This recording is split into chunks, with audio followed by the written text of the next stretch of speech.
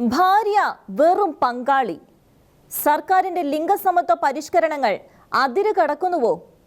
പാശ്ചാത്യ രാജ്യങ്ങളെ അനുകരിച്ചുകൊണ്ട് കേരളത്തിലിറങ്ങിയ വിചിത്രമായ ഒരു സർക്കാർ ഉത്തരവാണ് ഇപ്പോൾ വാർത്തകളിൽ നിറഞ്ഞു നിൽക്കുന്നത്. സർക്കാർ വകുപ്പുകളിലും പൊതുമേഖലാ സ്ഥാപനങ്ങളിലും ഉപയോഗിക്കുന്ന അപേക്ഷാ ഫോമുകളിൽ ഭാര്യ, ഭർത്താവ് എന്നതിനു പകരം ജീവിത പങ്കാളി എന്നാക്കി മാറ്റുന്നു. ജെൻഡർ ന്യൂട്രൽ എന്ന ലിംഗ നിഷ്പക്ഷതയുള്ളതാക്കുന്നതിന്റെ തുടക്കമെന്ന നിലയിൽ എല്ലാ അപേക്ഷാ ഫോമുകളിലും അപേക്ഷകന്റെ ഭാര്യ, ഭർത്താവ് എന്നതിനു പകരം അപേക്ഷകന്റെ പങ്കാളി എന്ന് നിർദ്ദേശിച്ച് ഉദ്യോഗസ്ഥ ഭരണ പരിഷ്കരണ വകുപ്പ് ഉത്തരവ് പുറപ്പെടുവിച്ചിരിക്കുകയാണ്. സ്ത്രീ പുരുഷ സമത്വത്തിന്റെ കാഹളം മുഴക്കിക്കൊണ്ട് സർക്കാർ പുറത്തിറക്കിയ ജെൻഡർ ന്യൂട്രാലിറ്റി എന്ന പുതിയ കാലത്തിന്റെ വെളിപാടിന് കുടുംബ ബന്ധങ്ങളെ മാന്യമായി കരുതുന്ന കേരള സമൂഹത്തിൽ നിന്ന് കടുത്ത വിമർശനവും എതിർപ്പുമാണ് ഉണ്ടായിരിക്കുന്നത്. പരമ്പരാഗതമായി ഉപയോഗിക്കുന്ന അപേക്ഷാ ഫോമുകളിൽ ട്രാൻസ്ജെൻഡർ വിഭാഗക്കാർ, വിവാഹമോചനം നേടാതെ അകന്നു കഴിയുന്ന ദമ്പതികൾ, മാതാപിതാക്കളുമായി അകന്നു കഴിയുന്നവർ ഇവരെല്ലാം ബുദ്ധിമുട്ട് നേരിടുന്ന സാഹചര്യത്തിലാണ് അപേക്ഷാ ഫോമുകൾ പരിഷ്കരിച്ചിരിക്കുന്നത് എന്നാണ് പറയുന്നത്. കേവലം ഒരു ന്യൂനപക്ഷത്തിന് വേണ്ടി ഭൂരിപക്ഷത്തിന്റെ ശരികളെ തിരുത്തുന്ന കേരള സർക്കാരിന്റെ ഈ പരിഷ്കാരങ്ങൾക്ക് പുനർവിചിന്തനം വേണ്ടത് തന്നെയാണ്. കേൾക്കുമ്പോൾ വലിയ മാറ്റമൊന്നും ചിലർക്ക് തോന്നുകയില്ലെങ്കിലും ഈ മാറ്റം ആത്യന്തികമായി ലക്ഷ്യം വെക്കുന്നത് ഭാര്യ ഭർതൃ ബന്ധങ്ങളുടെ കടക്കൽ തന്നെയാണ്. കേവലം കരാറിലുപ്പിട്ട വ്യവസ്ഥകൾക്കനുസൃതമായി കച്ചവടത്തിനും സംരംഭങ്ങൾക്കുമൊക്കെ ഒന്നിച്ചു നിൽക്കുന്നതുപോലെ നിസ്സാരമായ ഒരു ഹ്രസ്വകാല കൂട്ടുകെട്ടല്ല ദാമ്പത്യ ജീവിതവും കുടുംബ ജീവിതവും. കുടുംബത്തിന്റെ മഹത്വങ്ങളെ കളഞ്ഞു കുളിക്കുന്നതാണ് സർക്കാരിന്റെ ഈ പരിഷ്കരണം. ഒരു തലമുറയിൽ അവസാനിക്കുന്നതല്ലല്ലോ കുടുംബ ബന്ധങ്ങൾ, തലമുറകളിലൂടെ മുന്നോട്ട് നീങ്ങുന്നതല്ലേ അത്. അതുകൊണ്ട് ഭാര്യയെന്നും ഭർത്താവുമെന്നുമുള്ള പ്രൗഢമായ പദങ്ങളും അതു നൽകുന്ന സ്ഥാനമാനങ്ങളും അത്ര നിസ്സാരമായി കാണാൻ കഴിയുന്നതാണോ? കുടുംബം എന്ന പവിത്രമായ ബന്ധങ്ങൾക്ക് ഇത്ര നിസ്സാരമായ വിലയാണോ സർക്കാർ കൽപ്പിച്ചിട്ടുള്ളത്? ഭാര്യയെ ഒരു താൽക്കാലിക പങ്കാളിയായാണോ കാണേണ്ടത്?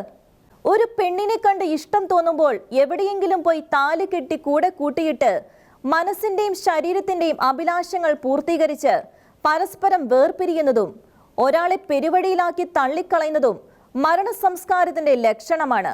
അമിത സ്വാതന്ത്ര്യം ആഗ്രഹിക്കുന്നവർക്ക് പങ്കാളി എന്ന പദം മതിയായിരിക്കാം. പക്ഷേ കുടുംബ ബന്ധങ്ങൾക്ക് വില കൽപ്പിക്കുന്ന ഭാര്യയുടെയും ഭർത്താവിന്റെയും വ്യക്തിത്വത്തെ പരസ്പരം ബഹുമാനിക്കുന്ന സാമുദായിക നിഷ്ഠകൾക്ക് അനുസൃതമായി ആദർശ ശുദ്ധിയോടെ ജീവിക്കുന്നവർക്ക് അതുപോരാ. ഭാര്യ എന്നു തന്നെ പറയണം. ലോകത്തിലെ തന്നെ ഏറ്റവും ഉത്കൃഷ്ടമായ സംസ്കാരങ്ങളിൽ ഒന്നായ ഭാരത സംസ്കാരത്തിലും ലോകം മുഴുവൻ വ്യാപിച്ചു കിടക്കുന്ന ക്രൈസ്തവ സംസ്കാരത്തിലും ഭാര്യ എന്ന പദം ഏറ്റവും ഉത്കൃഷ്ടമായ പദമാണ്, പദവിയാണ്. അതിനെ കേവലം കച്ചവടം നടത്തുന്നവർ ഉപയോഗിക്കുന്നതും കച്ചവടം തകർന്നാലും പാതി വഴിയിൽ വെച്ചും രണ്ടു വഴിക്ക് പിരിയുന്നവർക്ക് ഉപയോഗിക്കുന്ന പങ്കാളി എന്ന പദത്താൽ ചെറുതാക്കരുത്. ക്രൈസ്തവ വിശ്വാസം അനുസരിച്ച് മരണത്താൽ മാത്രം ഭൗതിക വേർപിരിയൽ സംഭവിക്കുന്ന സർവശക്തനായ ദൈവത്തിന്റെ വലിയ പദ്ധതിയാണ് വിവാഹവും ദാമ്പത്യ ബന്ധങ്ങളും. ഈ നിലയിൽ പോയാൽ മക്കൾ എന്ന കോളത്തിൽ അധികം വൈകാതെ ഉൽപ്പന്നങ്ങൾ എന്നൊക്കെ പരിഷ്കരണങ്ങൾ ഉണ്ടായേക്കാം. കാരണം പറയുക, സ്വന്തം മക്കളല്ലാതെ ഒരുപാട് മക്കളെ ദത്തെടുത്ത് വളർത്തുന്നവരുണ്ടല്ലോ. അവരുടെയെല്ലാം സൗകര്യത്തെ പരിഗണിച്ച് ഇനി മുതൽ അപേക്ഷാ ഫോമുകളിൽ മക്കൾ എന്നു വേണ്ട ഉൽപ്പന്നങ്ങൾ എന്നാക്കാം എന്നാകും അപ്പോൾ വിശദീകരണം. അതുകൊണ്ട് ബന്ധങ്ങളെ വികലമാക്കി ചിത്രീകരിക്കുന്ന ഇത്തരം പ്രവണതകളെ തുടക്കത്തിൽ തന്നെ എതിർത്ത് തോൽപ്പിക്കേണ്ടിയിരിക്കുന്നു.